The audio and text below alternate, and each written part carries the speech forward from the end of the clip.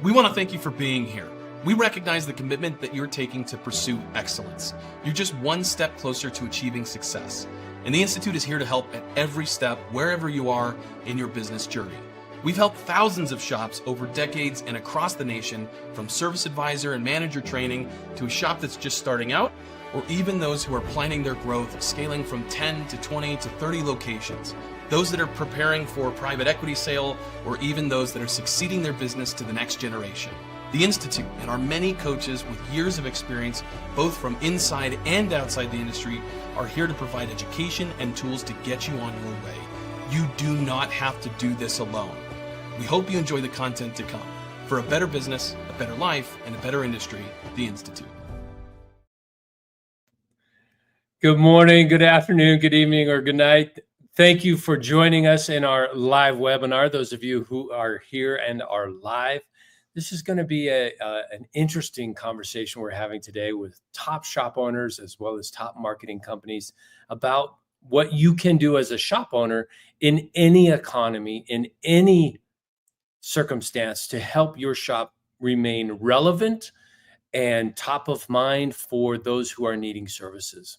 So as part of our interactive conversation with you extraordinary human beings, use the chat function. Look to the right side of your video, wherever you're watching this, because we're streaming live on StreamYard, as well as Facebook and YouTube. Go to the right, go into the comments, and let's give you a shout out for where you're joining us from today. Put in there your shop name, city, state, from where you're joining today. Always love to see who's on our webinars and who's joining us for this live event. So go ahead and drop that in there. Oh, Mr. Andrew Knutson is already in the house, joining us from Long Island, New York. Andrew, so glad to have you here, brother. Andrew and his wife have just recently had a little baby. She is absolutely gorgeous. Go check it out on Facebook. Andrew Knutson with Coventry Motor out of Long Island. Love the Foos design cars behind. Yes, those aren't too bad. In fact, I'm in the training room. Today, I'm at the headquarters, the international headquarters for the Institute for Automotive Business Excellence. I am in the upstairs training room, which can seat about 20, 25, maybe 30 in classroom style, 20 and theater style, about 30. And in this training room, we train service advisors on taking it up to that next level. This room is covered in Foos paintings. So maybe for our next webinar, we set up in front of another set of different cars and have them in the background. So thank you for joining us, those of you who are here live and those who are joining in the recording. Thank you very much. We have lots of questions to ask and lots of people to talk to about our subject today, which is everything to do with your shop and being found and being relevant in any economy, no matter what's happening, whether economy is up or down or sideways or backwards, whatever that might be, you have to be found. So where are people going? What are they doing? Where are they finding you? Where are they finding your shop? So in order to do this, we've invited Auto Boost. We've got Adam and Joe joining us from Auto Boost to talk about what they do as a marketing company with shops and their websites. Thank you for joining us, Joe. Absolutely. Thanks for having us. Yes, and thank you, Adam. Glad that you are here. Honored to be here. Nice, nice. Now, you guys are in the same conference room. You're sitting across from each other? We're in the office. We moved apart a little bit to avoid any echo, but just so that we had wanted to make sure everybody could see Joe's beautiful face. That's it. You know, it's all about the Joe show. It really is. We were at Tools together and we did a video with Joe and he was just so much pent up energy. It was hard to get that boy to stand still. I did my best, Jimmy. It is so good. It's epic. It belongs on every bit of YouTube and the internet. Yo, you did a great job. Thanks, Jimmy. Yes, you did. It was the most energy of any video we recorded at Tools. So well done, sir. I appreciate that. Nice, nice. So wave at each other across from the conference table. Hello, hello. Good to see you guys. Hey, and joining us for our shop owner today is Eric Hensley with Eric is with H-Tek. Are you changing to H-Tek or is it H-Tek? It's H-Tek Tire Auto Care. Yep. H-Tek Tire Auto Care. Eric Henley up in the East Tennessee. East Tennessee. I was going to say you were up in Maine, but I knew. Nope. Sunny East Tennessee, right up in the corner near Bristol. Nice. East Tennessee. Nice.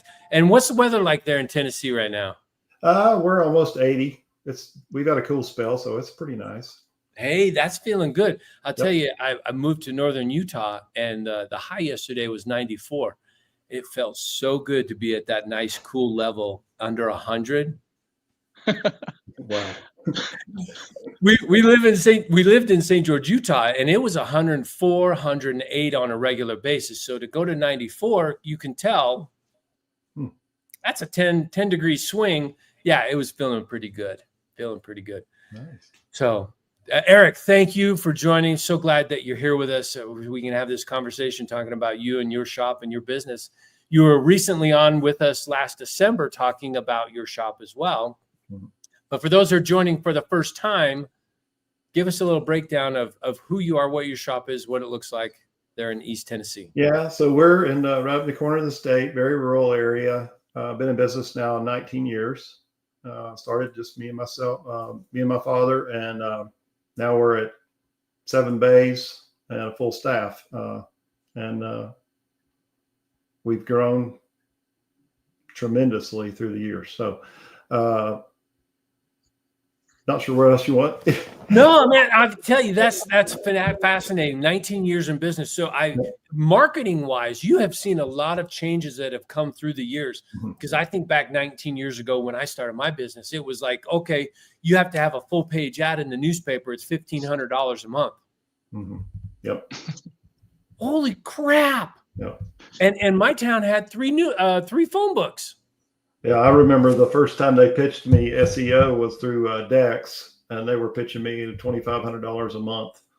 Yeah, and I couldn't afford $500 a month when we started. So they were like, "No, the business will come," and we're like, I'm not sure.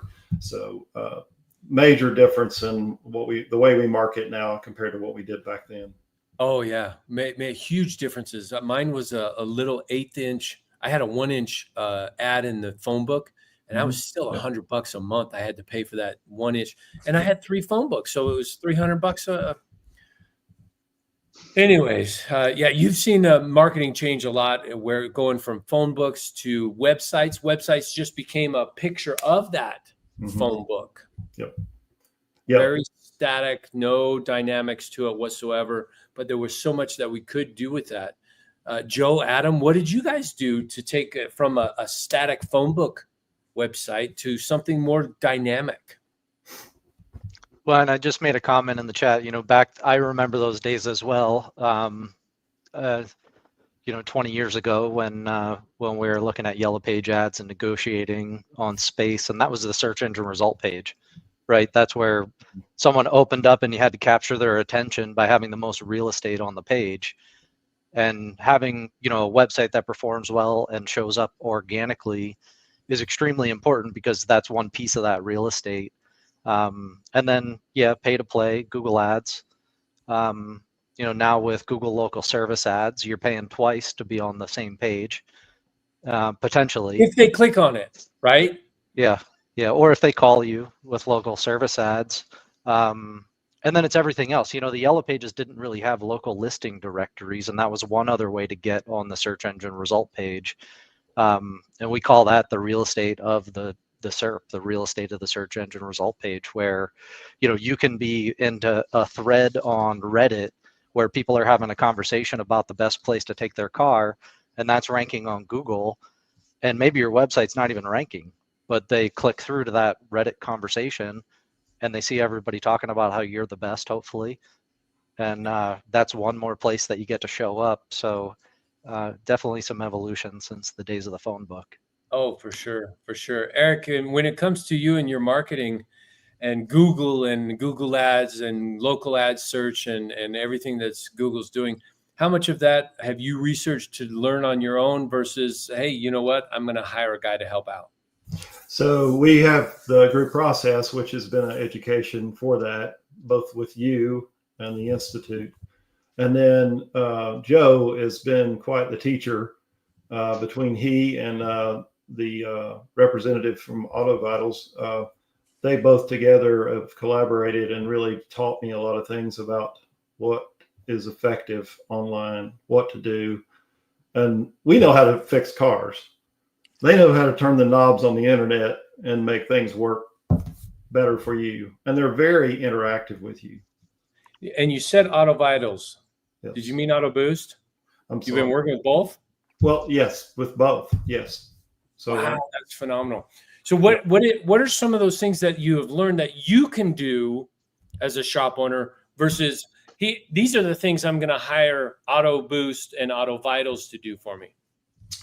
Yeah. So the content was one thing. Our content was old and tired, and it was 2016, I guess, version. So we had to update that. And then from there, that basically gives them the machine, the words to make it work and make it work locally versus falling 2 pages down. You become the top band guy, or at least in the top on the first page. And we rely, most of our advertisement now is with Google and Google AdWords. So these guys, they're making us shine, and I think it's reflected in the reviews as well. Oh, that's so good. That's so good. Yeah, the most important thing for any Google ad, any ROI on those ad spend is making that phone ring. Mm-hmm. Yep. Yeah, and then they offer you all kinds of tools to see what's calling, who's calling, the type of customer, and then they can make adjustments on the fly to change up. You know, say you're not hitting, say it's tires. We rebranded this year with tires. We're up 75% in tire sales, and they're doing sponsored ads for us. So it's amazing the result just in tires this year, just from the rebrand and then what they're doing to advertise for us. Well, that's phenomenal. So do you have a dashboard, or do you have how do you track your return on investment with what you're spending on Google Ads versus what Auto Boost is making the phone ring? So we meet about once a month, Joe, and he's got the Google Analytics dashboard, and there are tons of metrics, things I don't know. And so each time there's metrics on top of metrics in your Google Analytics. We know this. And he each time I learn a little bit more about what that means and how that affects our searches. And he can tell me what words are being searched. You know, it's amazing the amount of data that they provide. Oh, that's cool.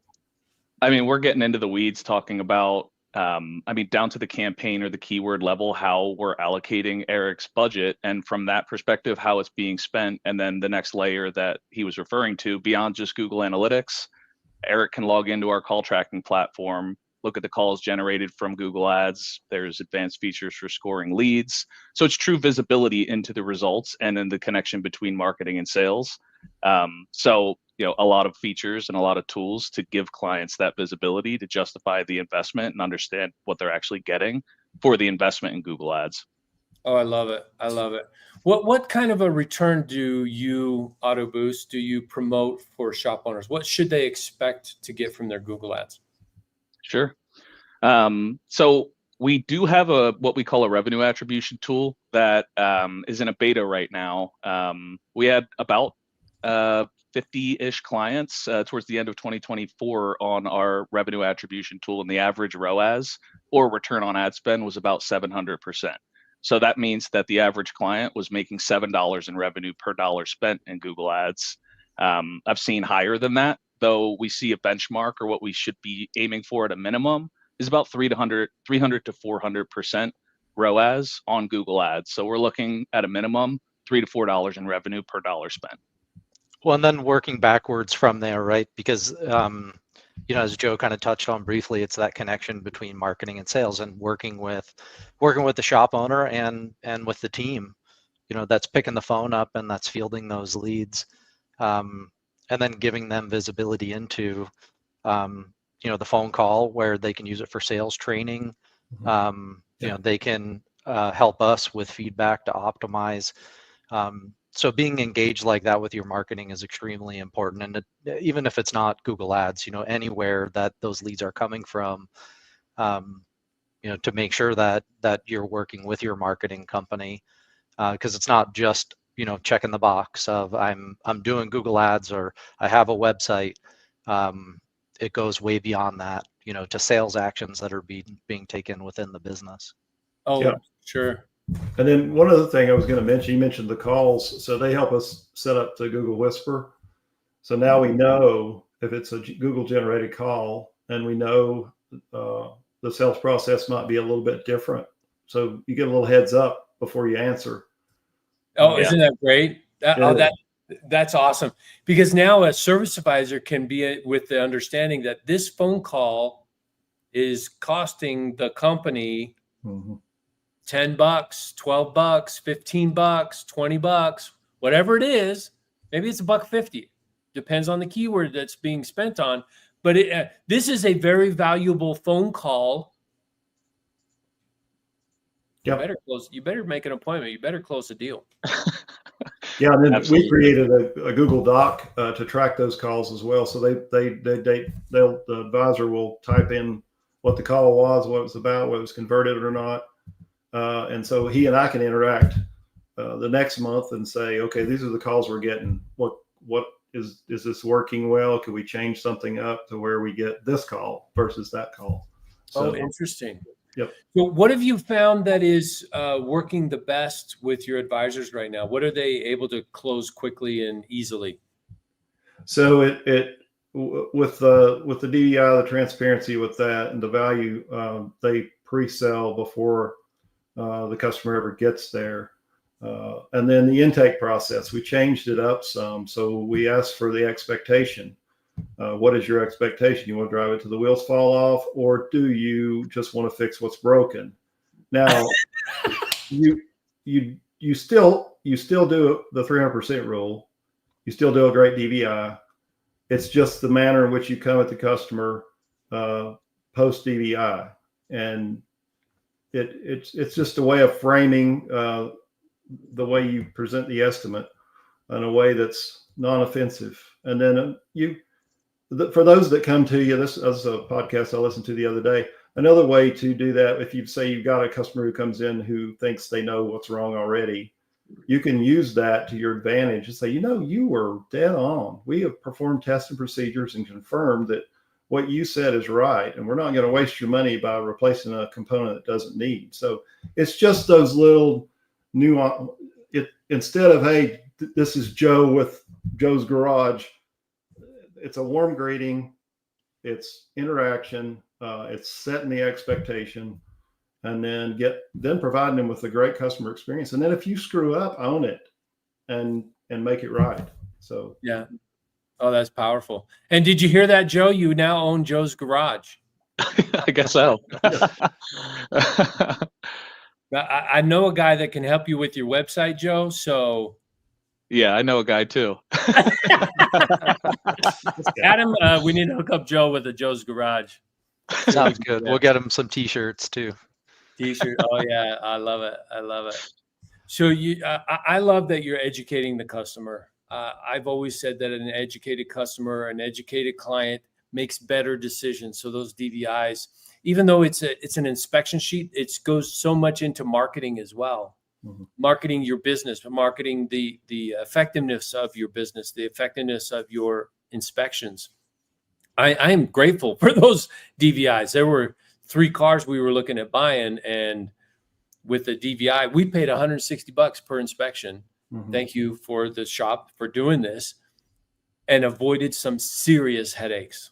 Mm-hmm. Yep. Pre-buyer inspection. Yep. Better than post-buyer. Oh my gosh, yes. Yeah. We found some nefarious things that a used car dealership was doing with a Honda to bring that O2 sensor out of the flow. Mm-hmm. Yep. Mm. I know what that is. I've seen that done before. Yep. It's a little sketchy.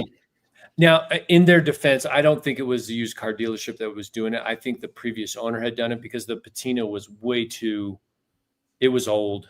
It wasn't something, it wasn't new, like they had just done it. So I think they bought it that way, but we weren't going to buy that headache or that problem. That's not where we wanted to go. So I appreciate you doing the DVIs, the 300% rule. Yep. Look at everything, estimate everything, show everything to the clients, and it's their decision. Well, one other thing I wanted to talk about, because we talked about content and about upgrading that. So with the Institute's training on brand and how important context statements are and the way they affect your brand. So just to be sure you've got your mission, your vision, your values, operating principles down, and then wrap your content around that. Make sure it talks about those things and live it out. You know, you have to live those. They can't be just something on the wall. It has to be what you believe in. And I think that really, that gives you great content, and that gives them something to really make you shine on the web versus, somebody had their own site built, or maybe some parts vendor site built it for them. Your website looks way different than anybody else's. And it speaks locally to who you're trying to attract too. Yeah. Adam, when you're setting up a website for a shop, how many pages do you set up a shop with, or how much customization does a shop allowed in developing their website? Well, there's definitely no one size fits all. But Eric kind of, he hit the point with making sure that your website represents your brand. We like to say represent your brand, resonates with your local market, and that it tells your story, that it's a differentiator. Because if someone does click through on that search engine result, and they're not just calling a phone number that's showing up in Google Maps, and they're looking at your website, that's affecting their decision to buy and to do business with you.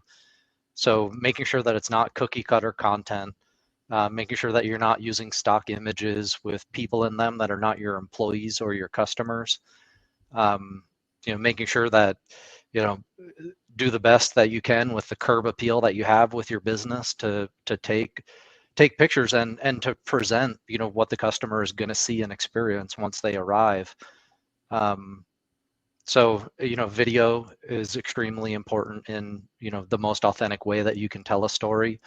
So we always just encourage shop owners to invest in video. And it doesn't have to be in your shop. It can be the owner telling their story and why they do what they do and why they're passionate about it. And I mean, that's where I want to take my shop, right? I don't want to take it to, we've got 30 shops within 5 miles of us, and which one is the true authentic, from the owner down to the guy taking the trash out, they all care about the customer. Oh yeah, that's important. So getting that, into your digital presence is extremely important. Yeah, there is so much information you can show on video. There's so much you can put in that B-roll that doesn't have to be said. You can observe it. You can see it. You can see it happening. Professionally done video is definitely the way to go. And I always say that there's 3 videos you definitely want on your website. Joe or Adam, what videos do you highly recommend shop owners have on their website? I'm going to let you guess what Jimmy was going to say, Joe. Well, I think customer testimonials is one for sure. Another example, and I mean, Adam alluded to this before, having the auto shop owner talk about why he started the shop, especially when we're talking about, helping people and delivering the best service and keeping people safe. Those are 2 things that come to my mind immediately. Yep. And then a third one, Adam, what would you say? Yeah, well, just like a culture video, other than the owner, but it would be, the employees talking about why they work there. And, that overarching about us, where it's, having the owner, talk about why he's passionate about what you do, pictures of happy, smiling customers and service advisors, and painting the picture, of your culture and what it's like at your shop. Especially today, right? You can have customers that never even step foot on the property, or they drop their car off after hours, they pick it up before you open, and they never even interact with anybody that works at your company. Literally, right? Like never even on the phone, just through text messages. So you can't even hear their voice. For them to, have that, communication that communicates who they are as a company. So you can do it with video, even with audio ads.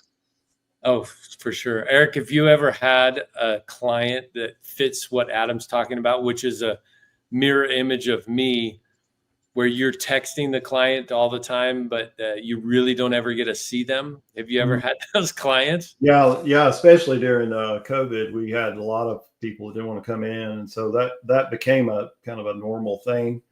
And we still have that now. Now we really stress at least conversation after the DVI is sent, because we really want that endearment. We want that personal touch. We want to stand out in the way we speak to them, different than any other shop.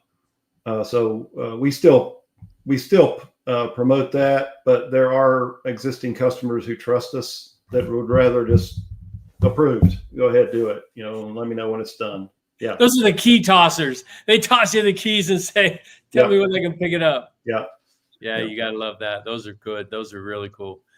Well, what about online scheduling, Eric? How important has that become to your shop?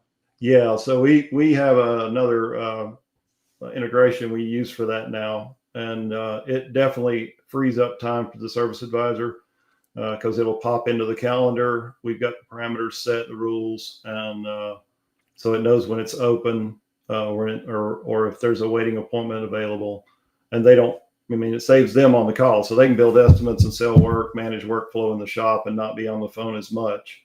So yeah, we definitely use that a lot more than and it's unified now too. So a lot of the new softwares will not only take your website book appointment button, but they'll take your Google My Business button, and they all unite to the same funnel, and then it lands in your calendar. And it gathers more data too.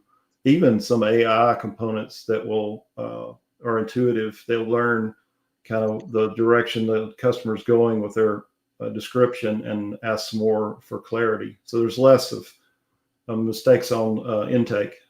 So it improves that as well. That's good. What having the online scheduling, I know it's like super valuable. It's something that I always utilize for sure. And because I drop it off early or the night before and let you have the car all day, and I'll pick it up in 2 or 3 days whenever you're done, and we can rearrange that. What about what are you doing to assure that those who online schedule with you actually show up?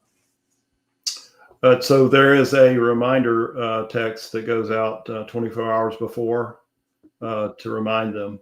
And we get them. I see them in the replies. The guys get it in a conversation center, but I see them in the business email, and I'll look through to see how many reply. But there's a lot of them just yes, or maybe they've got some other statement they put in there. But that's how it confirms it, and then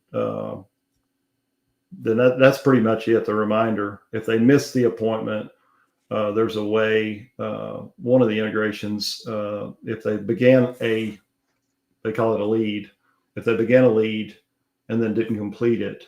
So it already gathers their name, it gathers their phone number. And from there, we have a nice warm text that's already created. It's pasted in, they create a profile, I guess, enough to contact that customer, and then send a nice warm text out that, hey, noticed you started to book an appointment, must have run into a problem or something. How can we help you with that? And go ahead and get you scheduled in. And you'd be surprised how many of those convert. Maybe it's an older person who wasn't used to going down that, and for some reason they didn't call. Yeah. So yeah, it's definitely helped with that. And then the reminders that go out, 30, 60, 90-day reminders to keep you busy for all declined work. Oh, really? Yeah, if you've got, that's if you did a great DVI and say they did their brakes and there was fluids and whatever else declined, you create an automated text blast and you remind them every 30, 60, 90 days. You'd be surprised how many times on the calendar you say Mrs. Jones returning for recommended work from last service. I love it. I would be surprised as well. Yep. Well, and as a marketing company, I mean, that's why a relationship with a business owner like Eric can be successful, because he's doing all of the other things that need to happen after the click, after that initial interaction, that we can trust that his sales team is taking every action that they can to make sure that that lead converts into revenue in the shop.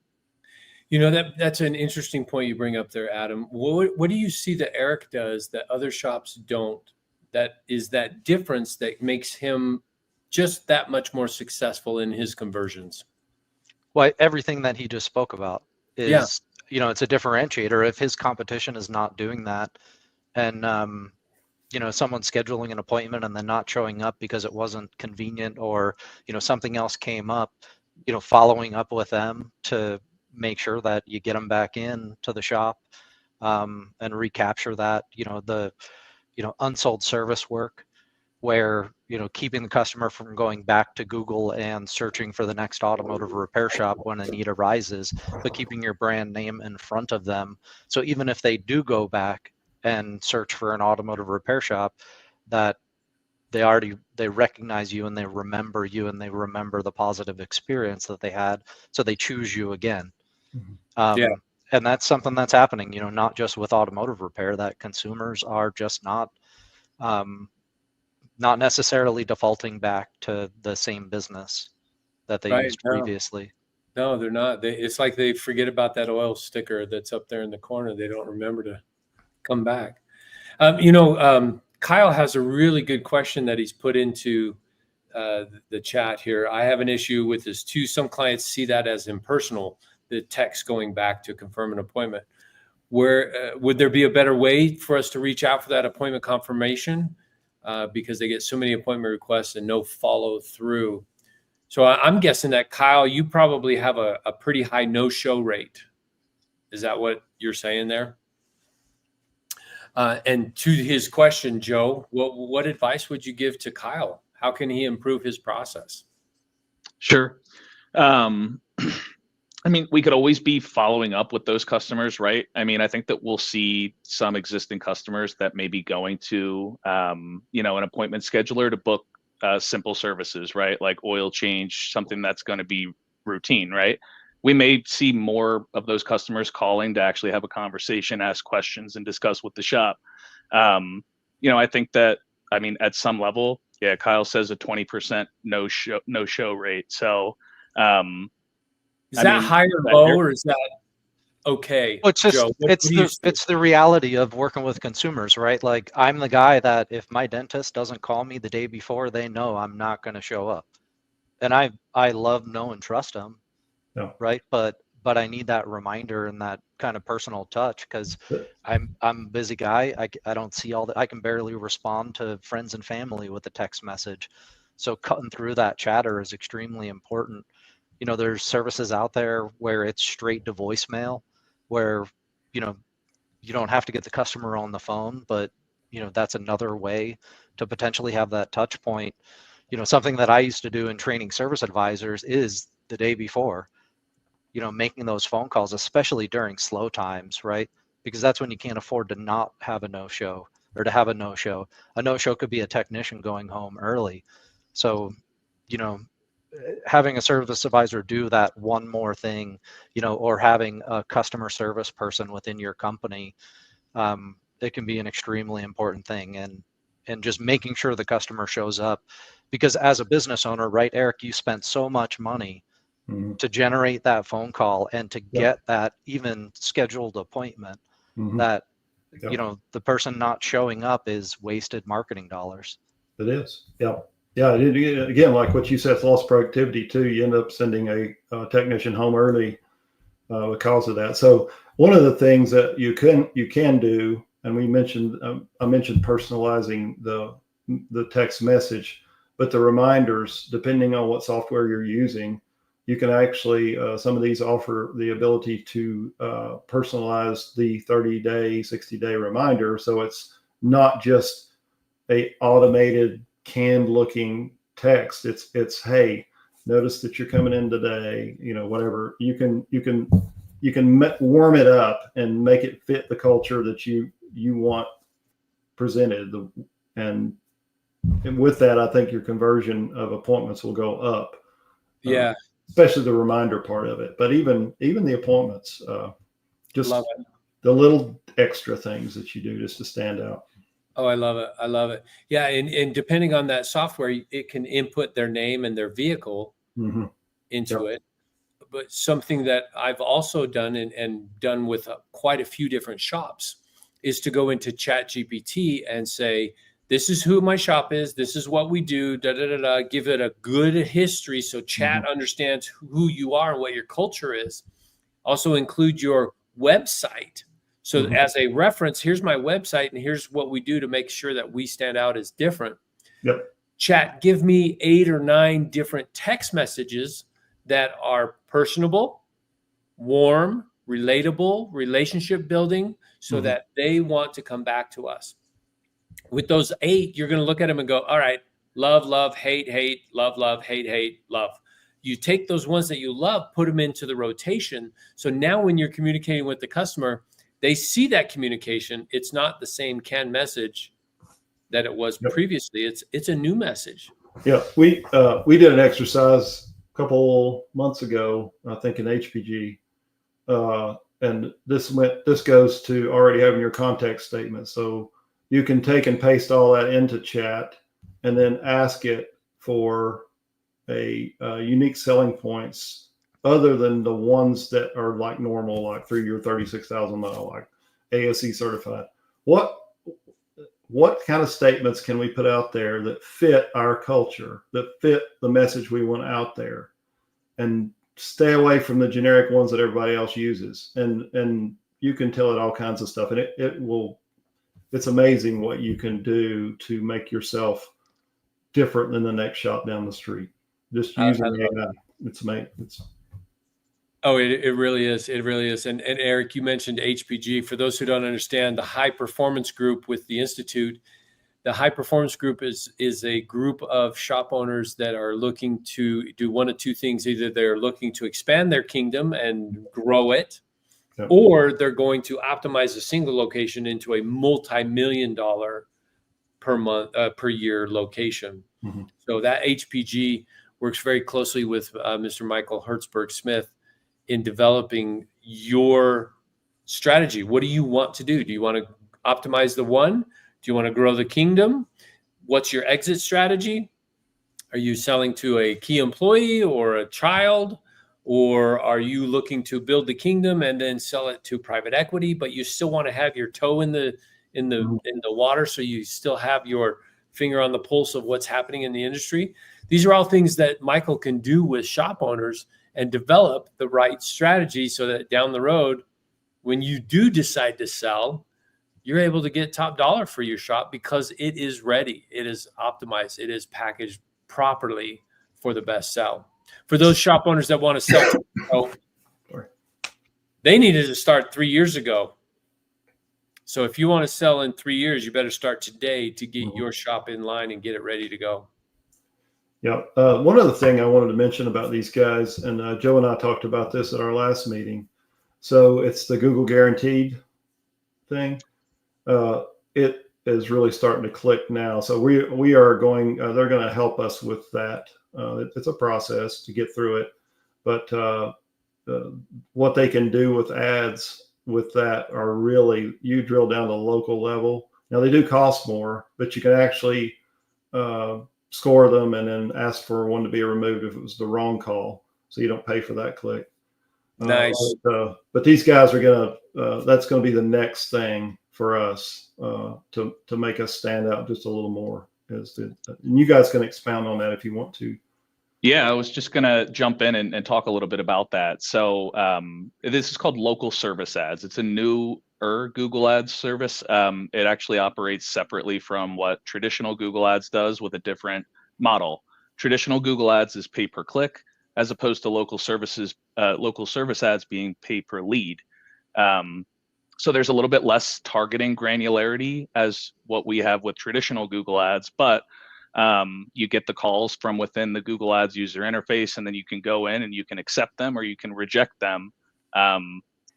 Absolutely, or obviously Google Ads charging you for qualified leads, and then you can contest poor leads and attempt to have Google pay you back. And an important point there is that with local service ads, Google vets your business. They give you a Google guaranteed badge, and the placement is at the very top of the search engine results page, even ahead of what the traditional Google ad placement would be. So in a perfect world, you have the local service ad placement at the top of the page with a Google guaranteed badge. Underneath that, you have a regular Google ad, and then underneath that, you have an organic placement within the organic map pack. That's dominating the search engine results page and building credibility with the consumer as they scroll down the page. If they don't choose the two ads at the top, they're probably going to choose you in the organic map pack because it's clear who the best choice is for service as that consumer evaluates their options on the search engine results page. And it's amazing when you do that, when you do those searches, Joe, because when you go to page 2, that's where you find all the dead bodies. Yeah. But nobody goes to page 2. They really don't even go back. They don't even go past the map pack, right? They're going to see the ads at the top. There's 3 placements within the map pack, and some people will look further than that, but most people, I don't think that's the case. Yeah. Yeah, No, it really isn't. Your new movers are going to click at the top. If they're new to your area, that's where they're going. Well, and if there's local search intent, right, then that's what's being served to them. If someone's doing more of a informative search of, this is what's wrong with my car, and Google's not showing a map pack, but with that local search intent and having that prominence in the map pack with local service ads is definitely an important thing, especially when your competition is probably not leveraging that type of ad campaign inside of Google. And this is a point that I also want to jump in and make, that it's early on for local service ads. So if you work through the process of Google does a background check, business registration, there's a pretty intense vetting process, but it's probable that you're going to be one of the first in your market to leverage local service ads. So the takeaway there is it's never going to be cheaper than it is right now from a cost per lead perspective, because you want to beat your competition to the punch with leveraging new Google Ads services. Early adopters are always rewarded. Yeah. And the fact that you can contest some of those results to say, hey, well, this was a guy calling me to sell insurance. This was a gal calling to sell me printer cartridges. Yeah. That's not for the shop. So that's very cool that Google has that. And Google's a marketing company. That's what they're doing. Yeah. They make it easy for you to give them your dollars unless it's managed properly, right? Yeah, and didn't you mention it also, some of it has some AI built into it, so you may not even need to, decline the call? It knows whether it was a quality call or not. So there is some proofing involved, but some of it they proof for you. So right. Eventually, as it gains more traction, it's been out for a little while.